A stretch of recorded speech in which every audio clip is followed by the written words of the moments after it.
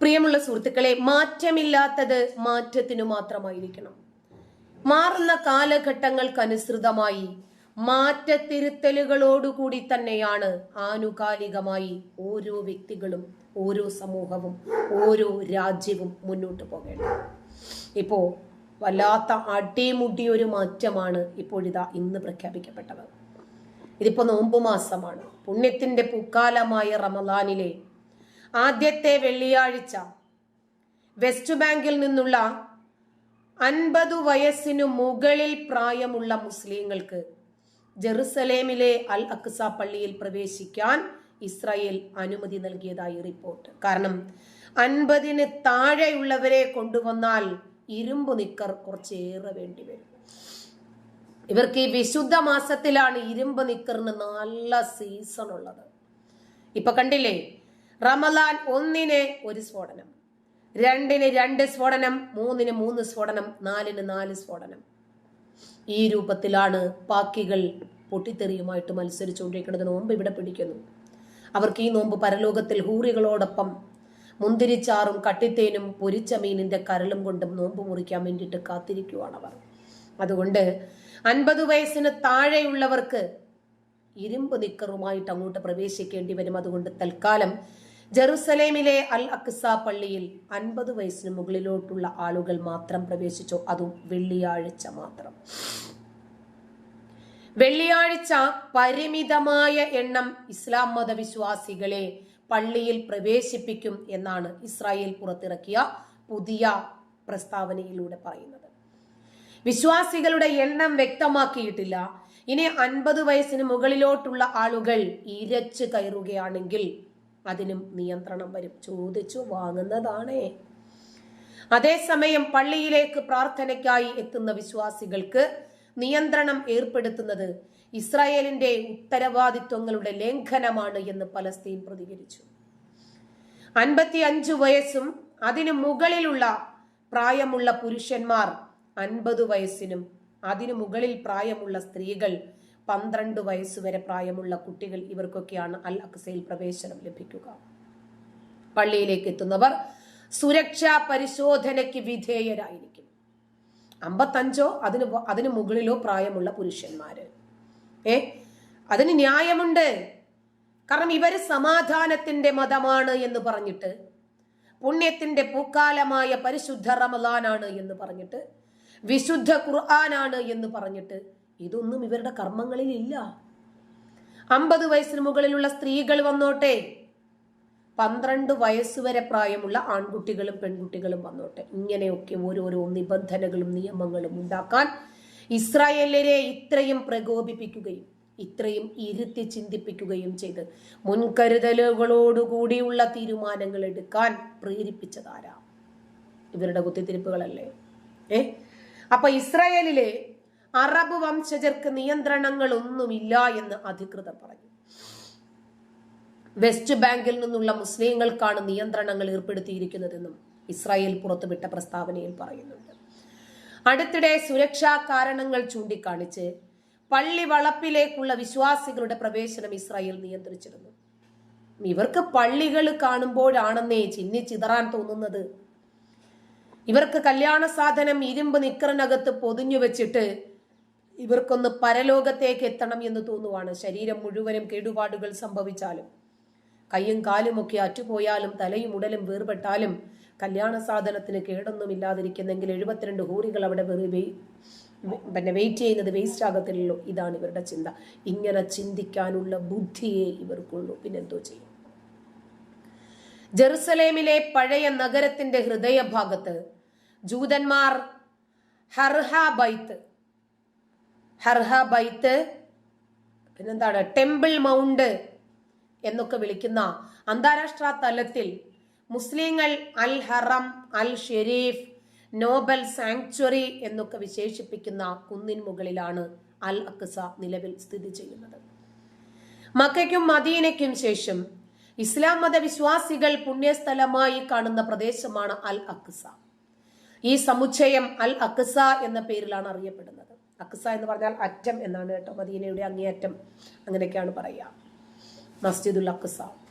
ഇവിടെ 2 ഇസ്ലാം മത പുണ്യസ്ഥലങ്ങളുണ്ട്. Dome of rock 8-ാം നൂറ്റാണ്ടിൽ നിർമ്മിച്ച കിബ്ലി മോസ്ക്, ഇതൊക്കെ അൽ അക്സ പള്ളി, ഇതൊക്കെ ഇവിടെ സ്ഥിതി ചെയ്യുന്ന ഇസ്ലാം മതവിശ്വാസികളുടെ പുണ്യഗേഹം എന്നറിയപ്പെടുന്ന സ്ഥലങ്ങളാണ്. നമ്മൾ മസ്ജിദുൽ അക്സയെ കുറിച്ചിട്ട് അറിയുന്നതും മനസ്സിലാക്കുന്നതും ഒരു കഴുതയുമല്ല കുതിരയുമല്ല, സുന്ദരിയായ ഒരു സ്ത്രീയുടെ മുഖം, അഴിച്ചിട്ട കാർക്കൂന്തൽ, ധാരാളം ആഭരണങ്ങൾ അണിഞ്ഞ അതീവ സുന്ദരിയായ ഒരു പെണ്ണിന്റെ രൂപം, അതെ ബുറാഖ്. ഈ ബുറാഖിനെ സംബന്ധിച്ചിട്ടാണ് അൽ അക്സയെ കുറിച്ച് നമ്മൾ ധാരാളം കേട്ടിരിക്കുന്നത് ഇസ്ലാമിക ചരിത്രങ്ങളിൽ. മുഹമ്മദ് നബി അറേബ്യയിൽ നിന്ന് എങ്ങനെയാണ് ബുറാഖിന്റെ പുറത്ത് കയറി ഇസ്രായേലിലെ മോസ്കിൽ എത്തിയത് എന്ന് ഇന്നും അറിയില്ല.